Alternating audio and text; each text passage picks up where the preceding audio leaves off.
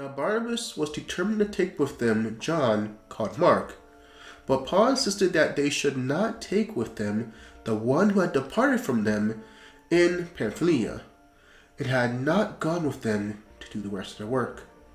Then the contention became so sharp that they departed from one another. And so Barnabas took Mark and sailed to Cyprus. Acts 15, verse 37 through 39.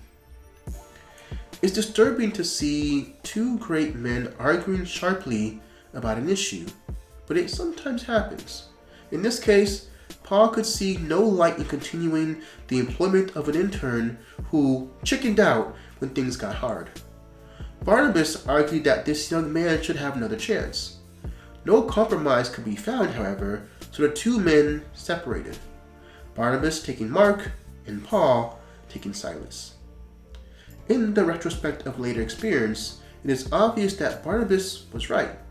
Paul later admitted that Mark was a profitable servant of Christ. But while we grant this fact, we must not be too hard on Paul either. He was a man of indomitable will. He could stand imprisonment, flogging, hunger, hardship of every kind. And it was hard for him to accept a person who was not able to endure the hardships of first century evangelism in the Roman Empire. Paul was a man in whom the tides of emotion ran high. He was highly motivated himself and had scant patience with a person who showed signs of weakness.